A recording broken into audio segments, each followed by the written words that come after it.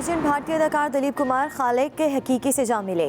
उम्र 98 बरस थी, काफ़ी अरसे से अलील थे। भारतीय मीडिया के मुताबिक सांस की तकलीफ के बायस मुंबई के अस्पताल में जेर इलाज थे। इनका असल नाम यूसुफ खान था। 1922 को पेशावर में पैदा हुए थे। 1935 में अपने ख़ानदान के साथ मुंबई मुंतकिल हो गए थे।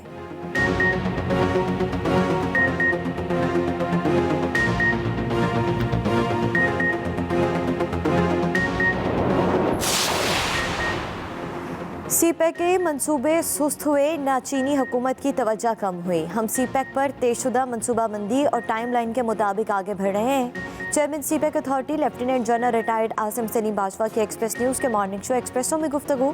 कहा, सीपैक से भारत को बहुत तकलीफ है। बतौर पाकिस्तानी हमें सीपैक के हवाले से किसी झूठे प्रोपोगंडे पर यकीन नहीं करना चाहिए।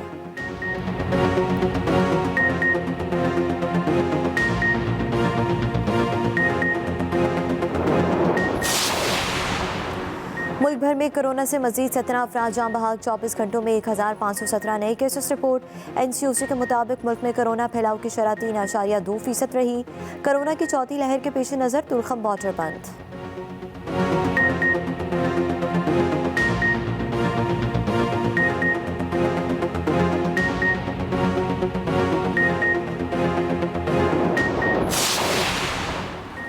रावलपिंडी में लड़का और लड़की पर तशद्दुद करने वाला गिरफ्तार। मुल्जिम उस्मान मिर्ज़ा के लड़की और लड़के को हिरासत करने और इन पर तशद्दुद की वीडियो वायरल हुई थी।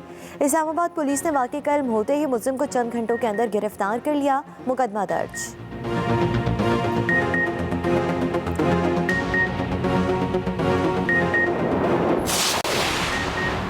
कराची और सिंध में मैट्रिक इम्तिहानात मजाक बन गए। तालीमी बोर्ड्स नकल माफिया को लगाम देने में नाकाम। कराची में आज होने वाला 10वीं जमात साइंस ग्रुप का रियाजी का पर्चा भी आउट हो गया। पर्चा शुरू होने से 30 मिनट पहले ही आउट हुआ। इससे पहले फिजिक्स का पर्चा भी आउट हो गया था।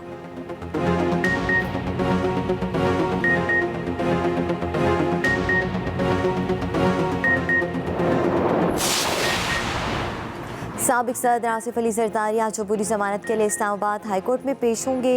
नैब ने न्यूयॉर्क में अपार्टमेंट की खरीदारी के हवाले से नोटिस जारी किया था। चीफ जस्टिस अतर मैनुल्लाह और जस्टिस आमिर फारूक आसिफ अली जरदारी की दरख्वास्त पर समाअत करेंगे।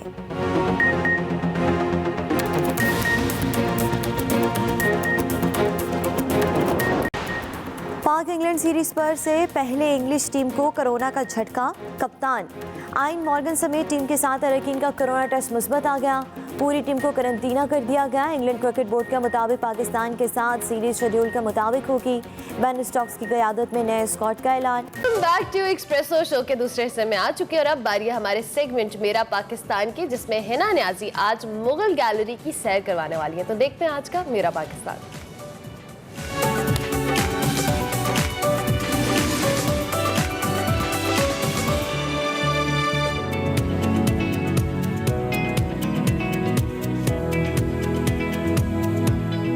अस्सलाम वालेकुम नाजरीन, मैं हूं हिना न्याजी और आप लोग देख रहे हैं मेरा पाकिस्तान। नाजरीन, आज मेरा पाकिस्तान के साथ मैं मुगल म्यूजियम गैलरी में मौजूद हूं, जहां मुगल दौर के नवादरात, ताजमहल का मॉडल, पेंटिंग्स, फारसी तहरीरों में सिक्के और शाही ऑर्डर्स मौजूद हैं। तो आइए चल के करते हैं इस खूबसूरत सी गैलरी की सैर।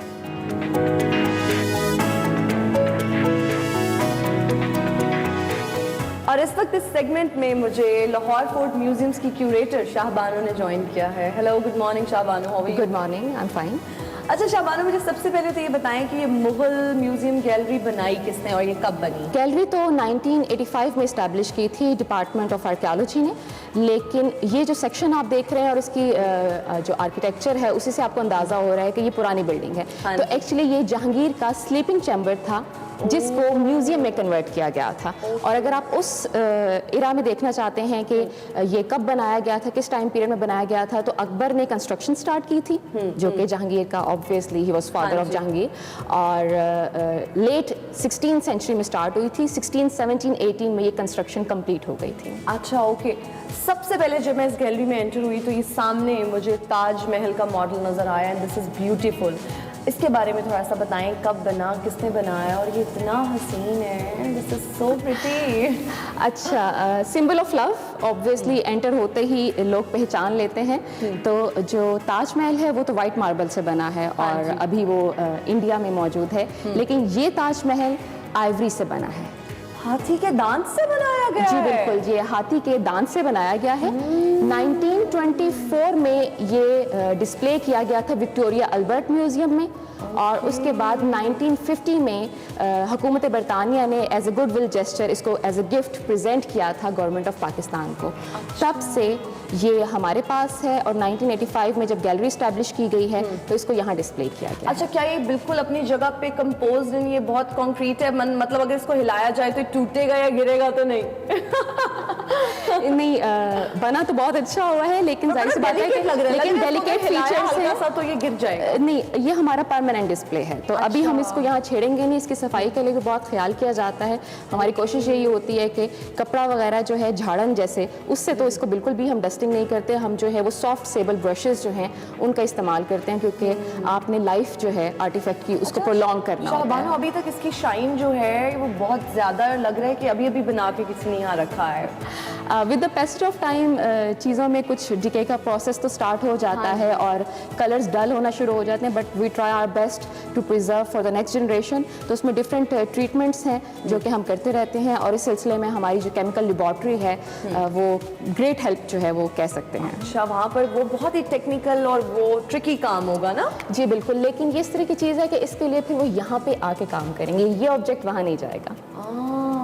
हम किसी पेंटिंग को वहाँ भेज सकते हैं, हम कॉइन्स वहाँ भेज सकते हैं, लेकिन इतने बड़े जो ना मॉडल को वहाँ नहीं भेजा जा सकता। बिल्कुल, ये इजी नहीं है, feasible नहीं है। बिल्कुल, इसकी सेफ्टी जो है वो हमारी प्रायोरिटी है। अच्छा शाहबानो, मुझे ये बताएं कि इस गैलरी के कितने हिस्से हैं और हम किस पोर्शन में इस वक्त मौजूद हैं? इस गैलरी को 3 सेक्शन में हमने डिवाइड किया है। ये मेन हॉल है जहाँ पे हमने ये ताजमहल का मॉडल रखा है, इट्स मेड ऑफ आइवरी।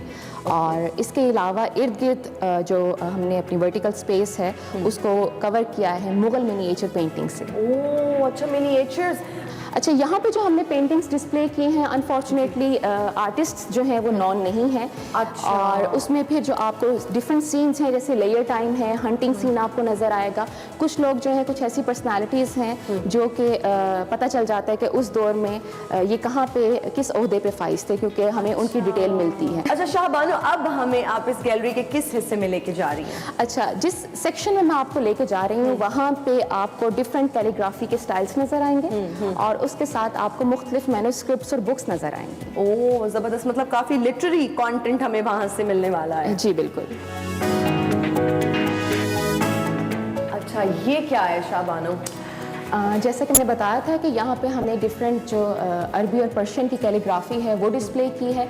ये उसमें से कुछ स्पेसिमेन है जिसमें ख़त नस्ख है, ख़त नस्तालीक है, वो क्या होते हैं? ख़त शिकस्ता है। ये डिफरेंट राइटिंग स्टाइल हैं। ओके, राइटिंग स्टाइल्स, बल्कि राइटिंग स्टाइल नहीं कहना चाहिए, कैलीग्राफी के स्टाइल्स, कैलीग्राफी के स्टाइल्स हैं। अच्छा, जिनको कैलीग्राफी का शौक है उनको ये पता होगा कि कौन सी टर्म्स हैं। जी बिल्कुल, ज़बरदस्त हो गया। यहाँ पर मुझे कुछ बुक्स नज़र आ रही हैं शाहबानो। जी, ये बुक्स क्या हैं, किस चीज़ की हैं?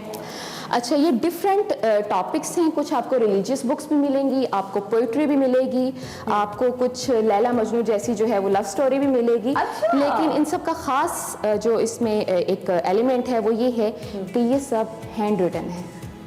ओह माय गॉड, आपको जो कैलीग्राफी नजर आ रही है, आपको जो डिफरेंट पेंटिंग पॉसिबल है? आजकल जो हमारे पास प्रिंट हुई हुई बुक्स होती हैं इतना खूबसूरत और नफासत से और नीटनेस से उधर भी नहीं लिखा होता। अच्छा शाहबानो, इसके ऊपर मुझे कुछ ये आर्ट वर्क नजर आ रहा है, कुछ बहुत प्यारे से फूल इन पैटर्न, तो ये भी खुद बनाया हुआ है, हैंड पेंटेड है? जी बिल्कुल। ओह माय गॉड, खूबसूरत यार, हसीन। के छत के बारे में भी बताएं, इट्स वेरी इंटरेस्टिंग। ये क्या बाद में ऐसे बनाया गया, ये था ही ऐसा? नहीं, ये रेस्टोरेशन के बाद आपको इस तरह से नज़र आ रही है कि ओरिजिनली यही पैटर्न थे, डेकोरेटिव एलिमेंट्स इसी तरह से आपको नज़र आ रहे हैं, और उसके ऊपर जो पेंटिंग और जो कलर स्कीम है तो हमने वही जो जियोमेट्रिकल स्ट्रक्चर्स, इनको तो बड़ा टेक्निकल काम है कि ये कहीं से छोटा बड़ा ना हो, है ना? इसमें कोई ऐसी चीज़ होती है? नाउ जस्ट इमेजिन कि जब आज के दौर जैसी टेक्नोलॉजी नहीं थी तो उन्होंने कितना खूबसूरत काम किया है। काम किया और एक एक चीज़ को मेजर करना कि कोई बॉक्स छोटा बड़ा ना हो। अब हम गैलरी के तीसरे हिस्से। फाइनल और तीसरे हिस्से में जाएंगे और हम इस वक्त फाइनल सेक्शन में मौजूद हैं इस गैलरी के। शाहबानो, मुझे ये बताओ कि ये क्या है? बड़ा कुछ डिफरेंट सा ज़बरदस्त सा लग रहा है। जी, ये मैप है जो कि मुगल मिंट टाउन्स को शो कर रहा है। अच्छा। और मिंट टाउन जो है, मिंट आपने वो मिंट पुदीना नहीं समझना। हाँ जी, ठीक है। ये है टेक्साल, जहाँ सिक्के ढाले जाते थे, गोल्ड के, सिल्वर के, कॉपर के। तो ये जो ग्रीन पोर्शन है ये मिंट को शो कर रहा है। नहीं, ग्रीन पोर्शन जो है मुगल इंडिया को शो कर रहा है। जोग्राफिकल बाउंड्री जो है जिसमें प्रेजेंट इंडिया भी है, पाकिस्तान भी है, और इसके अलावा कुछ अफगानिस्तान का भी पोर्शन है कि अभी जो काबुल और गज़नी है जी, जहाँ हम इस वक्त मौजूद हैं। तो जो आपको ऊपर शहर नजर आ रहे हैं, जो नाम नजर आ रहे हैं, ये वो जगह हैं जहाँ पे मुगल सिक्के ढाले जाते थे। मुगल सिक्के। अच्छा, तो ये सारे जो यहाँ पे कॉइन्स मौजूद हैं ये मुगल एरा के हैं? जी बिल्कुल। अच्छा शाहबानो, ये जो कॉइन्स हैं इन पे रस्ट भी, जंग भी लगता होगा, तो फिर किस तरह से इनको रेस्टोर किया जाता है, प्रिजर्व किया जाता है? आइए मैं आपको दिखाती हूँ कि किस तरह से हम कॉइन्स का ट्रीटमेंट उनको करते हैं। यहाँ पे कुछ लेबल आपको नजर आ रहे हैं और उसमें लिखा हुआ है coins remove for chemical treatment. तो जो कॉइन्स हैं वो लेबॉर्ट्री में भेजे जाते हैं। गोल्ड जो है वो उसको उस तरह से तो जंग नहीं लगता ऑब्वियसली, लेकिन silver with the passage of time black हो जाता है। ये हमारी घरों की खवातीन बहुत अच्छी तरह जानती हैं। लेकिन जो सबसे ज़्यादा मेटल डिके प्रोसेस का शिकार होती है वो है कॉपर। तो जो मेन 3 मेटल्स यूज हुआ करते हैं सिक्के बनाने के लिए वो है गोल्ड, सिल्वर और कॉपर। तो जो ज़्यादा तर कॉइन्स भेजे जाते हैं सफाई के लिए वो कॉपर के होते हैं। सिल्वर को भी टाइम टू टाइम पॉलिश करने के लिए जो है वो भेजा जाता है। अच्छा शाहबानो, मुझे ये बताओ कि ये जो कॉइन्स हैं ये किस शहंशाह के दौर के हैं? ये मुगल पीरियड के कॉइन्स हैं। चूँकि गैलरी जो है वो मुगल गैलरी है तो इसलिए मुगल एरा के कॉइन्स ही हमने डिस्प्ले किए हैं। इसमें आपको ग्रेट मुगल्स भी नजर आते हैं। ग्रेट मुगल से मुराद है जिसमें अकबर द ग्रेट का नाम आ जाता है, जहांगीर और शाहजहां का नाम आ जाता है, औरंगजेब आलमगीर ऑब्वियसली जिसके पीरियड में इतनी बड़ी एक्सपेंशन हुई थी। लेकिन साथ साथ आपको ये जो कॉइन्स नजर आ रहे हैं ये लेटर मुगल्स के हैं। तो हर सिक्के की 2 साइड्स होती हैं, एक को ऑब्वर्स कहते हैं और एक को रिवर्स कहते हैं। तो आपको सिक्का देखते ही पता चल जाता है, अगर आप पढ़ सकते हैं क्योंकि उसमें फारसी में लिखा हुआ है कि ये किस बादशाह के दौर का सिक्का है, क्योंकि उसने जो अपना नाम है, जो भी उसका टाइटल है वो उसके ऊपर जो है वो स्ट्रक हुआ होगा। और इसके अलावा टेक्साल ईयर भी लिखा होगा।